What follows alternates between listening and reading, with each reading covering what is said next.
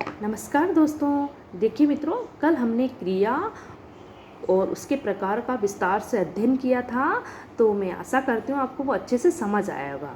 आज हम पढ़ेंगे विशेषण किसे कहते हैं, उसके कितने प्रकार होते हैं, तो हम इनका विस्तार से अध्ययन करेंगे। विशेषण का शब्दार्थ: विशेषता उत्पन्न करने वाला।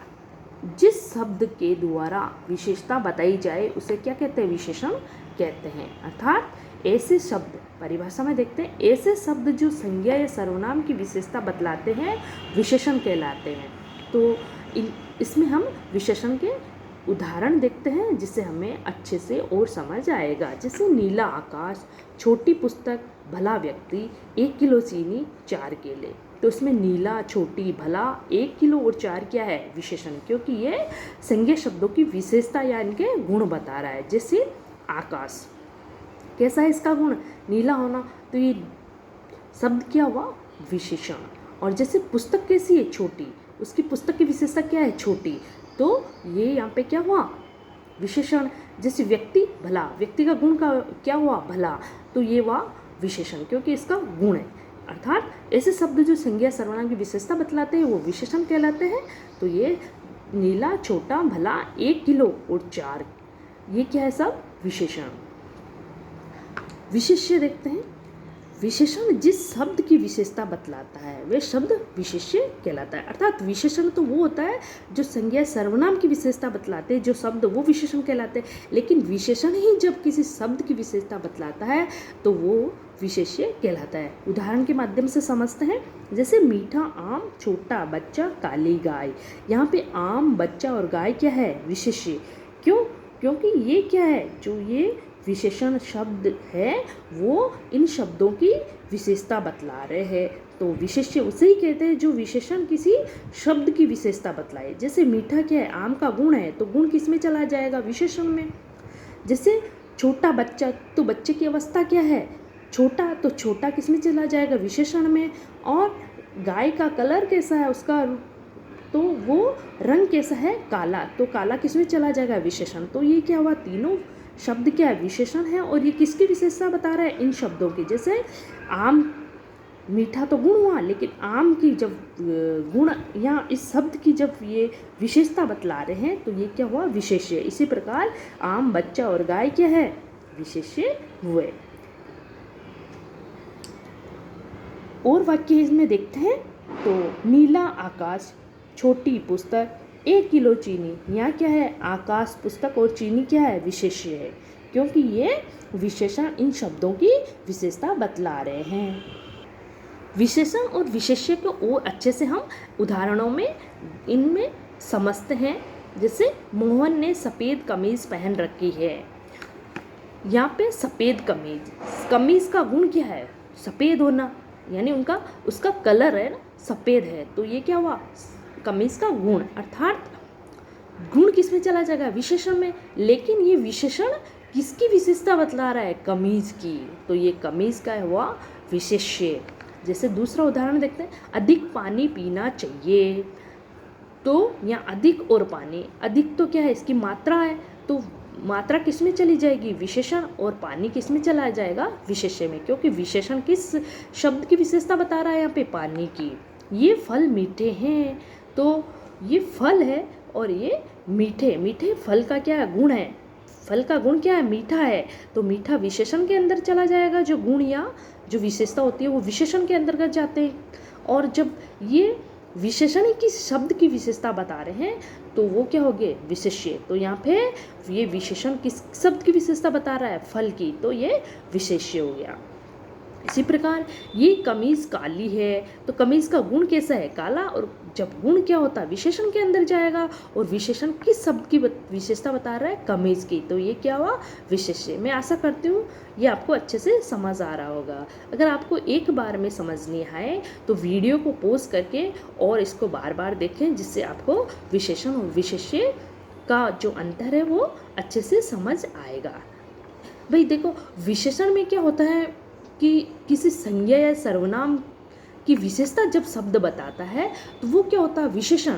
लेकिन विशेष्य में तो विशेषण ही किसी शब्द की विशेषता बतलाता है, तो वो होगा विशेष्य।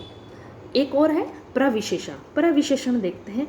विशेषण संज्ञा या सर्वनाम की विशेषता बतलाते हैं, किंतु कभी कभी विशेषण के भी क्या होते हैं, विशेषण होते हैं, उन्हें प्रविशेषण कहते हैं। जैसे ऐसे शब्द जो विशेषण की भी क्या है, विशेषता बतलाते हैं, परविशेषण कहलाते हैं। अर्थात आपको ये तीन चीजें एक साथ ध्यान रखनी है कि विशेषण तो ऐसे शब्द जो संज्ञा सर्वनाम की विशेषता बताते हैं, विशेष्य वो होते हैं जो विशेषण किसी शब्द की विशेषता बतलाते हैं, और परविशेषण वो होते हैं जो विशेषण की भी विशेषता बतलाते हैं। ये तीन अंतर आपको विशेष ध्यान रखते हैं। भाई विशेषण में तो ऐसे शब्द जो संज्ञा सर्वनाम की विशेषता बतलाते हैं वो विशेषण हुए, विशेष्य वो हुए जो विशेषण किसी शब्द की, और परविशेषण जो विशेषण की भी विशेषण के भी विशेषण यानी विशेषण की भी क्या विशेषता बतलाता है, तो वो परविशेषण कहलाता है। उदाहरण में हम और इसको अच्छे से समझते हैं। जैसे श्याम बहुत परिश्रमी है। परिश्रमी क्या है, श्याम का गुण है, तो गुण किस में चला जाएगा, विशेषण में। और ये विशेषण किस विशेषण की विशेषता बतला रहा है, बहुत की, तो बहुत हो गया प्रविशेषण। तो इसमें और देखते हैं। जैसे देखो, शीला अति विनम्र लड़की है, तो लड़के का गुण है विनम्र, तो गुण किस में चला जाएगा, विशेषण में। और अति शब्द क्या है, विशेषण भी क्या है, विशेषण की इस शब्द की विशेषता बतला रहा है, तो ये चला जाएगा परविशेषण में। इसी प्रकार है तुम बड़े भोले हो, तो भोले क्या है, ये किसी व्यक्ति का गुण है भोला होना, तो ये भोला विशेषण में चला जाएगा, और ये विशेषण किस विशेषण की विशेषता बता रहा है, तो ये इस शब्द विशेषण में बता रहा है बड़े, तो प्रविशेषण में ये चला जाएगा। इसलिए आप वीडियो को पॉज करके विशेषण और प्रविशेषण दोनों के उदाहरण ध्यान से देखोगे तो मैं आशा करती हूँ आपको अच्छे से समझ आ जाएगा। विशेषण के प्रकार। विशेषण के मुख्यतः 4 प्रकार होते हैं, लेकिन विशेषण के कई 5 प्रकार भी होते हैं। तो हम यहाँ पढ़ेंगे विशेषण 5 प्रकार के होते हैं। विशेषण के प्रकार हैं, पहला है गुणवाचक, दूसरा संख्यावाचक विशेषण, 3 नंबर है परिमाणवाचक, 4 है संकेतवाचक या सार्वनामिक विशेषण, और 5 नंबर है व्यक्तिवाचक विशेषण। तो 1 नंबर देखते हैं गुणवाचक विशेषण। गुणवाचक विशेषण नाम से ही हमें बोध हो रहा है कि ऐसे शब्द जो संज्ञा सर्वनाम के गुण, दोष, रूप, रंग, आकार, स्वभाव, दशा और दिशा का जब बोध होता है तो वो क्या कहलाता है, गुणवाचक विशेषण। तो देखते हैं, जैसे ऐसे शब्द जो किसी संज्ञा या सर्वनाम के गुण, दोष, रूप, रंग, आकार, स्वभाव अथवा दशा का बोध कराते हैं उन्हें गुणवाचक विशेषण कहते हैं।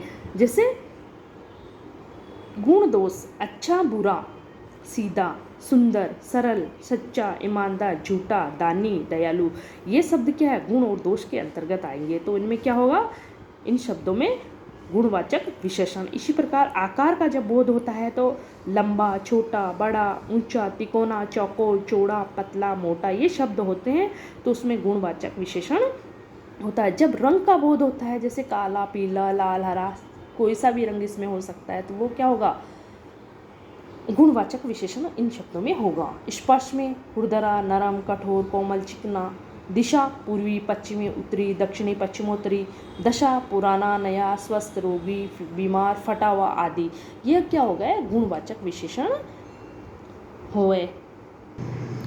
2 नंबर है संख्यावाची विशेषण। ऐसे शब्द जो किसी संज्ञा या सर्वनाम की निश्चित या अनिश्चित संख्या, कर्म या गणना का बोध कराते हैं तो संख्यावाची विशेषण कहलाते हैं। संख्यावाची विशेषण भी 2 प्रकार के होते हैं, या संख्यावाची विशेषण के भी 2 उपभेद होते हैं, एक निश्चित संख्यावाची विशेषण, एक अनिश्चित संख्यावाची विशेषण। निश्चित संख्यावाची विशेषण में देखते हैं जिसमें क्या है, किसी संख्या का निश्चित होना होता है, तो वो निश्चित संख्यावाची विशेषण कहलाता है। जैसे संज्ञा या सर्वनाम की निश्चित संख्या बताने वाले विशेषण को क्या कहते हैं, निश्चित संख्यावाची विशेषण। उदाहरण देखते हैं, 4 मकान, मकानों की क्या है, संख्या निश्चित है। 8वीं कक्षा कौन सी है, ये निश्चित है, 8वीं है। 2 दर्जन केले, और केले कितने, इनका भी क्या है, तोल क्या है, निश्चित है, इनकी मात्रा क्या है, निश्चित है, 2 दर्जन। तो यह निश्चितता का भाव हमें मिल रहा है, तो ये क्या हुआ, निश्चित संख्यावाची विशेषण।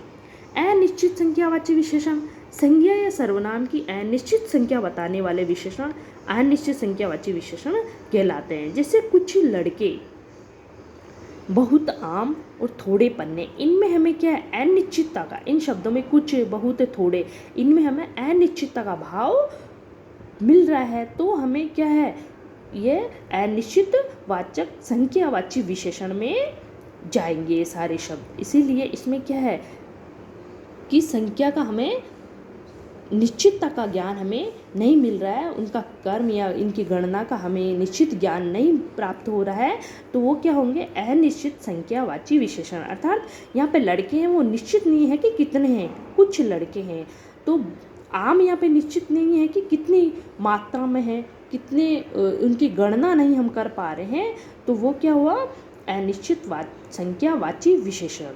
तो आज के लिए मैं इतना ही पढ़ेंगे और इसके विशेषण के बाकी प्रकार हम नेक्स्ट क्लास में पढ़ेंगे। तब तक के लिए जय हिंद, जय भारत।